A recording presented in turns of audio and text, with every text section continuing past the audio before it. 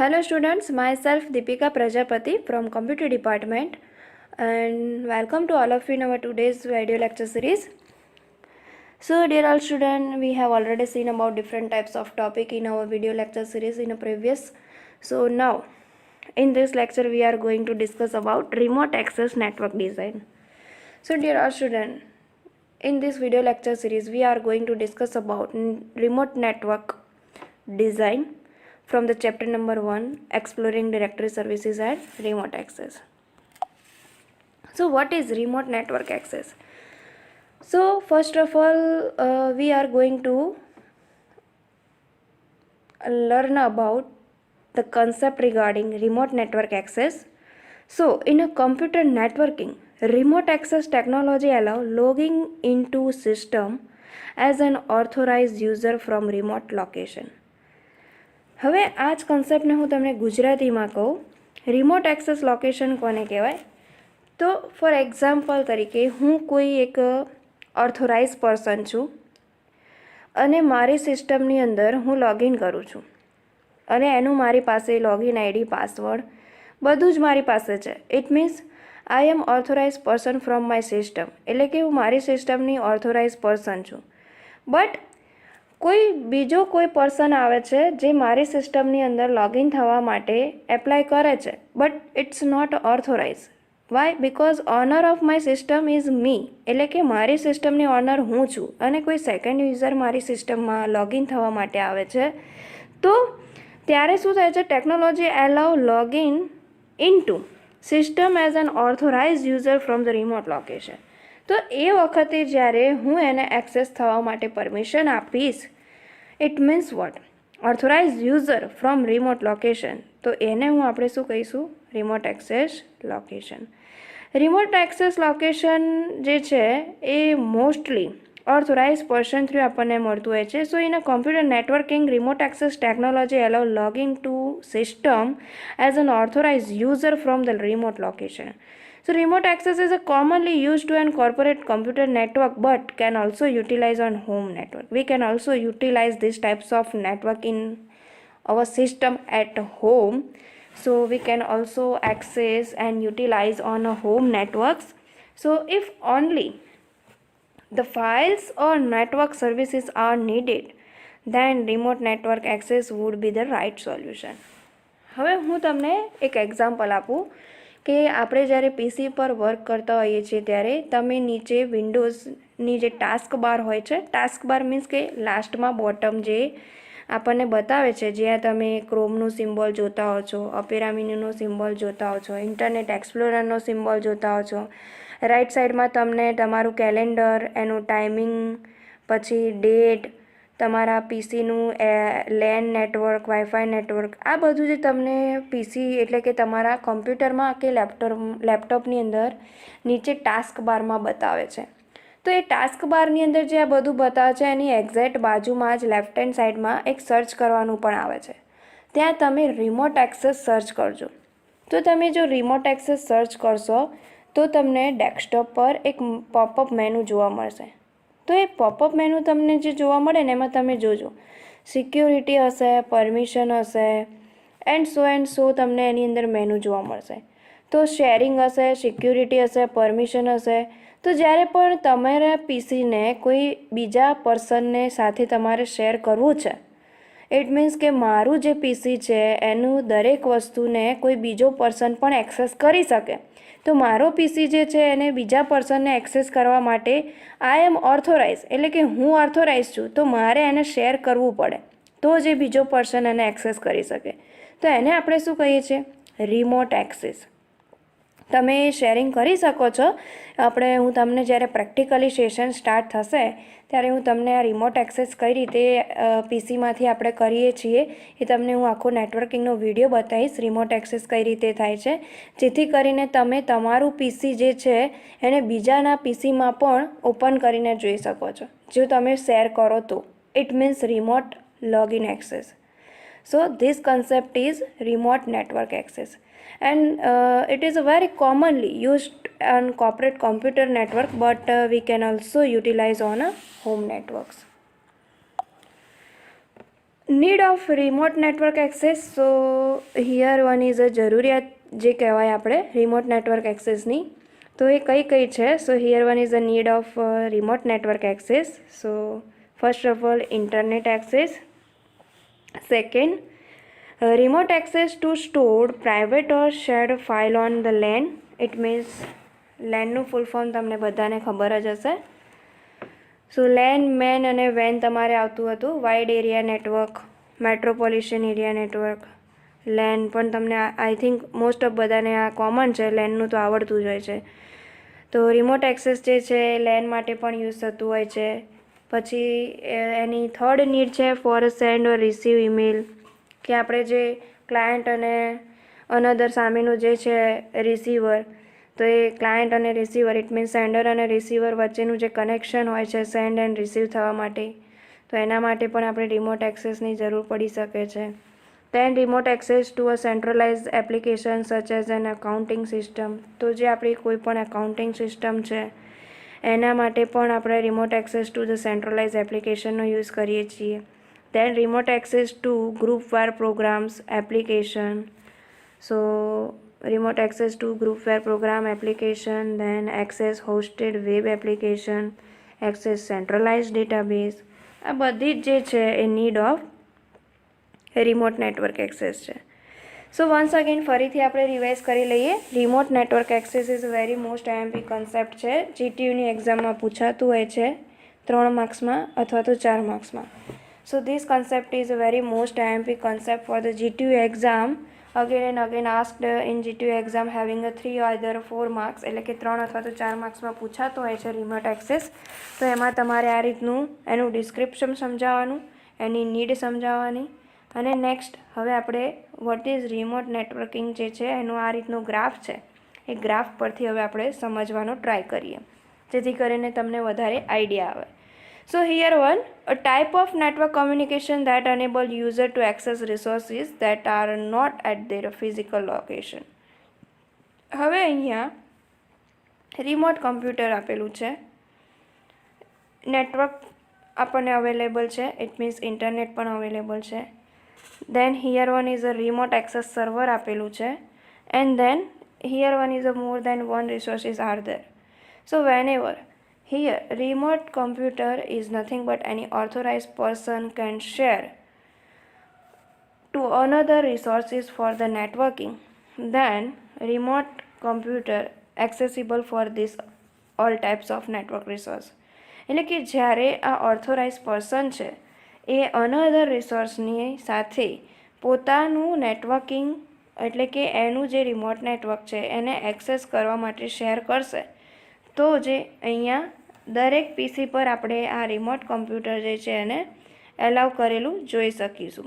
અને એના માટે બિટવીન કનેક્શન તમે અહીંયા જુઓ છો, રિમોટ એક્સેસ સર્વર પણ આપેલું છે. તો જ્યારે આપણું પ્રેક્ટિકલી વિડીયો કરવાનું આવશે એમાં હું તમને આખો વિડીયો બતાવીશ કે રિમોટ એક્સેસ જે છે કઈ રીતે થાય. અને છતાં પણ હું તમને કહી દઉં કે તમારે જો રિમોટ એક્સેસ છે ઇટ મીન્સ તમારું પીસી કોઈ બીજાના પીસીમાં તમારે ઓપન કરીને જોવું હોય એ એક્સેસ કરી શકે, તો એના માટે તમારે બહુ વધારે પ્રોસેસ નથી, નાની એવી જ છે. તો તમારે જે ટાસ્ક બારમાં સર્ચ કરીને આપ્યું હોય છે એમાં તમારે રિમોટ એક્સેસ સર્ચ કરવાનું હોય છે, અને એમાં જઈને શેરિંગના ઓપ્શનમાં જઈને તમારે બધી પ્રોપર્ટી સેટ કરવાની હોય છે, સિક્યુરિટી સેટ કરવાની હોય છે, ઓથોરાઇઝની અંદર આપવાની હોય છે પરમિશન, અને તમારે નેક્સ્ટ કરીને જેટલા પણ પોપઅપ ડાયલોગ બોક્સ ઓપન થાય છે એની અંદર અમુક પરમિશન આપવાની હોય છે, જેનાથી તમે તમારું જે પીસી એટલે કે ડેસ્કટોપ છે એને બીજા પર્સનના માટે તમે એલાઉ કરી શકો છો, અને સામેવાળો વ્યક્તિ જે છે એ તમારું પીસી છે એને પણ એક્સેસ આરામથી કરી શકે છે. So this one is a remote networking. It is nothing but a type of network communication that enable user to access resources that are not at their physical location. Next, Pstn. This concept is very most IMP concept for the GTU exam also. તો આ પણ આપણા જીટીયુની exam માટેનું ખૂબ જ most IMP concept છે પીએસટીએમ, અને એનું ફૂલ ફોર્મ પણ 2 માર્ક્સમાં પૂછાય છે એક્ઝામમાં. સો આનું ફૂલ ફોર્મ પણ તમારે યાદ રાખવું ખૂબ જ જરૂરી છે, બિકોઝ જીટીયુની એક્ઝામમાં આનું ફૂલ ફોર્મ પણ ઘણીવાર પૂછાઈ ગયું છે. PSTN stands for public switched telephonic network. Once again ફરીથી હું તમને કહી દઉં કે PSTNનું ફૂલ ફોર્મ ખૂબ જ તમારે યાદ રાખવું જરૂરી છે બિકોઝ GTUની એક્ઝામમાં પૂછાય છે. So dear all student, you have to remember the full form about PSTN for the GTU exam. So public switched telephonic network is the world's connection of interconnected voice oriented public telephonic network, both commercial and government owned. Public telephonic નેટવર્કનું તમને કહું તો અત્યારે આપણે mobile ફોનનો use કરીએ છીએ. તો મોબાઈલ ફોનની અંદર આપણે જ્યારે કોઈ સામેની વ્યક્તિ સાથે આપણે વાત કરતા હોઈએ છીએ તો એની અંદર સામેની વ્યક્તિ પણ આપણો અવાજ આરામથી સાંભળી શકે છે અને આપણે પણ સામેની વ્યક્તિનો અવાજ આરામથી સાંભળી શકીએ છીએ. જો નથી બરાબર આવતું તો આપણે એવું કહેતા હોઈએ છીએ કે ટાવર નથી આવતા, નેટવર્ક બરાબર નથી પકડાતું. તો ત્યારે નેટવર્કનો કોઈ ઇસ્યુ થતો હોય છે, એના લીધે આપણને અવાજ નથી આવતો, ખરાબ આવતો હોય છે અવાજ, તૂટક અવાજ જે આપણને સંભળાતું નથી. તો આ બધું જે બેઝ ઓન વર્ક છે એ શેના પર ડિપેન્ડ છે? તો PSTN public switch telephonic network પર. It's also refer to as an plain old telephonic service, જેને આપણે POTS it means plain old telephonic service પણ કહી શકીએ છીએ. This service is set up a path circuit between the calling and called party and maintain it for the duration of calls, so called public switch telephonic network. Here one is a switching offices are categorized in a 5 class. So first is a regional office, second is a sectional office, third one is a primary office, toll office and end office. So these all offices is a switching offices for the categorized in a 5 classes using a PSTN. So public switch telephonic network is what? So this is a nothing but is a service set up a path between a calling and called party and maintain it for the duration of call. So it's known as a public switch telephonic network. Here one is a graph of it. As well as we can also say about here one is a figure about public switch telephonic network. તો અહીંયા આપણે હવે figure પરથી એનો concept સમજવાનો try કરીએ. તો તમે ટેલિફોનિક નેટવર્ક માટે કોઈ પણ એરિયા ચૂઝ કરી શકો છો. અહીંયા મેં જનરલ એક ઓફિસ લઈ લીધી છે. અહીંયા આપણું ઘર પણ છે. રિજનલ ઓફિસ છે જ્યાં તમે લેન્ડલાઇનનો પણ યુઝ કરો છો અને વચ્ચે જે છે આપણું નેટવર્ક આપેલું છે public switch telephonic network. Here one is a PBX. PBX is nothing but this is the public switch telephonic network from these types of access version of PSTN. તો અહીંયા જે આપણું નેટવર્ક આપેલું છે, જે નેટવર્ક બધા સાથે કનેક્ટેડ છે. તમે જનરલ ઓફિસમાં હોવ, ઘરે હોવ, કોઈ રિજનલ ઓફિસમાં હોય, લેન્ડલાઇન નંબર સાથે પણ કનેક્ટ કરી શકો છો. પણ ક્યારે ઇસ્યુ આવે છે કે ક્યારેક તમારે કોઈ વ્યક્તિ સાથે વાત કરતા હોય તો તમે ફોનમાં બરાબર અવાજ નથી સંભળાતો હોતો, ત્યારે નેટવર્કનો ઇસ્યુ થતો હોય છે. તો આ બધું જ જે બેઝિક વર્ક છે, base on this works, this is a PSTN public switch telephonic network. This graph is very most IMP for the GTU exam. એટલે કે એક્ઝામમાં તમારે આ ટાઈપનું ગ્રાફ પણ ડ્રો કરવાનો રહેશે અને આ રીતનું તમારે એનું ડિસ્ક્રિપ્શન આપવાનું રહેશે. Here one is also the description about PSTN. So a small town may have a one toll-free office while large city will have a several end office. એટલે કે જો નાનું એવું કોઈ એરિયા હોય તો એમાં નાના એવા એરિયામાં ટોલ ફ્રી ઓફિસ કન્ડક્ટ કરવામાં આવે છે. એટલે કે આપણે અહીંયા PSTN માટેની 5 કેટેગરી સ્વિચ્ડ ઓફિસ જોઈ. કઈ કઈ હતી? વન્સ અગેન આપણે એને રિવાઇઝ કરી લઈએ કે પહેલાં રિજનલ ઓફિસ હતી, સેક્શનલ છે, પ્રાઇમરી છે, ટોલ ઓફિસ છે અને એન્ડ ઓફિસ છે. તો જો સ્મોલ એરિયા હશે તો સ્મોલ એરિયામાં કઈ કન્ડક્ટ થાય છે? Toll free office. જ્યારે લાર્જ સિટી હશે ત્યાં સેવરલ એન્ડ્સ ઓફિસ હોય છે. And offices are connected to one toll free. એટલે કે દરેક લાર્જ સિટીમાં જે એન્ડ્સ ઓફિસ આપેલી છે એ દરેક કયા સાથે કનેક્ટેડ છે? ટોલ ફ્રી ઓફિસીસ સાથે. And many toll offices are connected to primary office. અને જેટલી પણ ટોલ ફ્રી ઓફિસીસ છે એ પ્રાઇમરી ઓફિસ સાથે કનેક્ટેડ છે. And many primary offices are connected to sectional office. It means કે દરેક કેટેગરીમાં જે ડિવાઈડ કરેલી સ્વિચ્ડ ક્લાસીસીસ છે ઓફિસ જે એકબીજા સાથે કનેક્ટેડ છે. વન્સ અગેન નાની એરિયા હોય તો એમાં ટોલ ફ્રી ઓફિસ હોય, મોટા એરિયા હોય એમાં એન્ડ ઓફિસ હોય, તો જેટલા પણ એન્ડ ઓફિસ છે એ દરેકે દરેક નાના એરિયાની સાથે કનેક્ટેડ છે, અને જેટલા પણ નાના એરિયાની સાથે કનેક્ટેડ છે એ બધી primary offices are also connected to sectional office, જેને આપણે સેક્શનલ ઓફિસ સાથે પણ કનેક્ટેડ કરેલી હોય છે. And finally sectional offices are connected to regional office, and then dialing is performed through a touch tone technique. So the frequency of signal depends on the rows and columns of pressed pad. So this concept is for the Pstn concept. Okay, thank you. So dear all, I hope you all easily understand about from this video lecture series. Once again આપણે એક વખત દરેકે દરેક ટૉપિકને revise કરી લઈએ.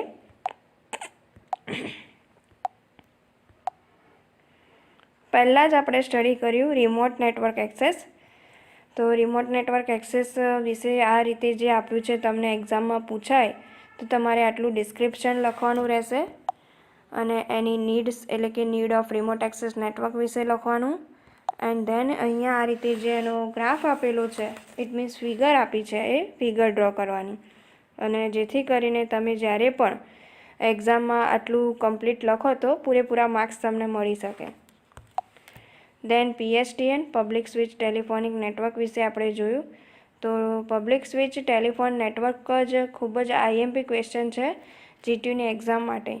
તો જ્યારે પણ એક્ઝામમાં 3 માર્ક્સમાં આઈધર 4 માર્ક્સમાં પૂછાતો હોય છે ત્યારે તમારે આ રીતનું એનું ડિસ્ક્રિપ્શન આપવાનું, અને આ રીતે એની ફિગર ડ્રો કરવાની, અને એનું ફિગર ડ્રો કર્યા પછી પણ જે આપણે 5 ઓફિસીસ ડિરાઈવ કરી છે કે ભાઈ ચલો ફર્સ્ટ ઓફિસ જે આપણે ડિરાઈવ કરી છે toll office, end office, sectional office, primary office, regional office, તો આ રીતે કઈ ઓફિસ કયાના સાથે કનેક્ટેડ છે અને શું વર્ક કરે છે, કયા એરિયામાં કઈ ઓફિસ હોય છે, એના રિલેટેડ પણ તમારે ડિસ્ક્રિપ્શન આપવાનું હોય છે.